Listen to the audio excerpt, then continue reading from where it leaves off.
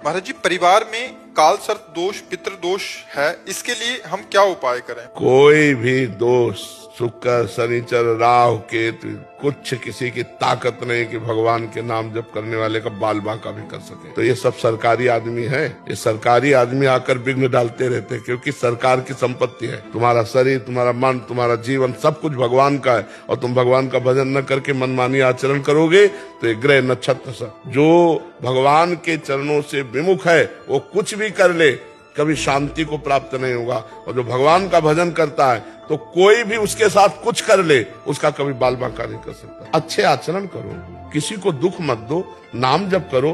पूर्व का किया हुआ पाप आएगा, हमें दुख देगा, पर हम परास्त नहीं होंगे। भगवान का जो आश्रय लिए हुए है, नाम जप कर रहा, घर में 10 मिनट नाम कीर्तन करो, और अगर कोई घर में दोष रह जाए तो हमें बताना। ठाकुर जी पता है कितना प्रेम करते हैं, जिससे प्रेम करते हैं। आप सोचो, प्रेम के वश वो द्वारका के राजा होते हुए अपने मित्र का रथ हाँकने आ गए युद्ध भूमि में।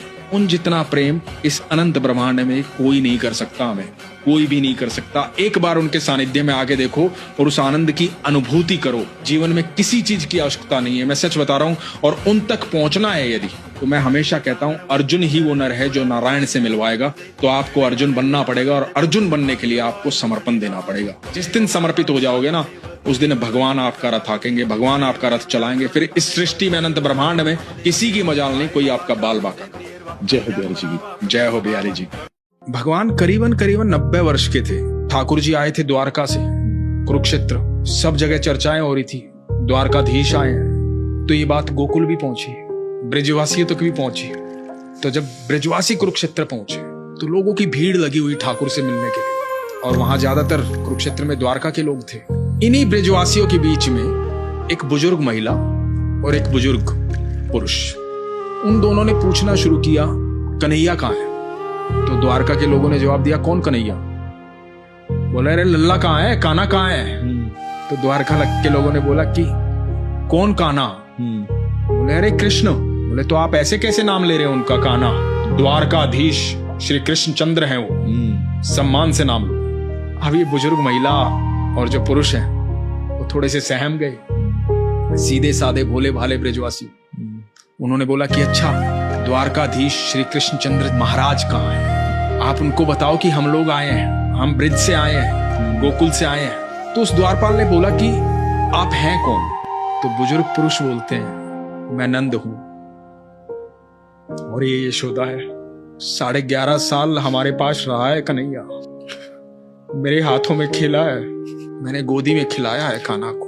जाके बोलो उसे कि तेरे नंद बाबा आए हैं, यशोदा मैया आई है। द्वारपाल ने जब ये सुना ना तो पैरों में गिर गया। बोला कि आप नंद बाबा हैं, आप यशोदा मैया हैं?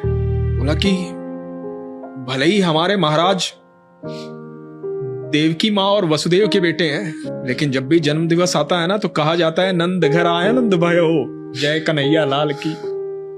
द्वारपाल दौड़ा दौड़ा गया ठाकुर जी के पास, जाके बोला कि महाराज, नंद बाबा और यशोदा मैया आए हैं गोकुल से। इधर नंद बाबा और यशोदा मैया चलते चलते महल की तरफ बढ़ रहे हैं, चला भी नहीं जा रहा है, बूढ़ी हो गई है यशोदा मैया। और जब कृष्ण को आभास होता है तो कृष्ण दौड़े चले आते हैं, बोलते हैं मैया, और यशोदा मैया बोलती है, द्वारकाधीश श्री कृष्ण चंद्र महाराज। बोलते, नारी मैया, मैं तेरा कान्हा हूं, तेरा लाला, तू ऐसे मत बोल। और यशोदा मैया स्पर्श करती है भगवान को, कहती है, रे लल्ला, तू तो बिल्कुल भी बड़ा नहीं हुआ, तेरा शरीर तो उतना ही कोमल है, तू तो मेरा लल्ला ही है। फूट फूट के रोती है, फूट फूट के रोते हैं नंद बाबा, फूट फूट के रोते हैं कृष्ण कन्हैया।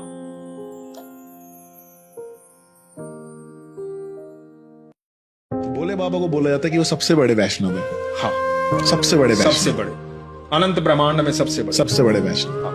कोई बड़े महादेव के भक्त थे, उन्होंने पूछा था कि आप कृष्ण को इतना मानते हैं तो महादेव को क्या मानते हैं? जब महादेव प्रेम में आते हैं तो कृष्ण हो जाते हैं, और जब कृष्ण रौद्र में आते हैं तो महादेव हो जाते हैं। एक ही है कि ठाकुर जी ने कहा है ना श्रीमद् भगवद गीता में, रुद्रों में शंकर में हूं।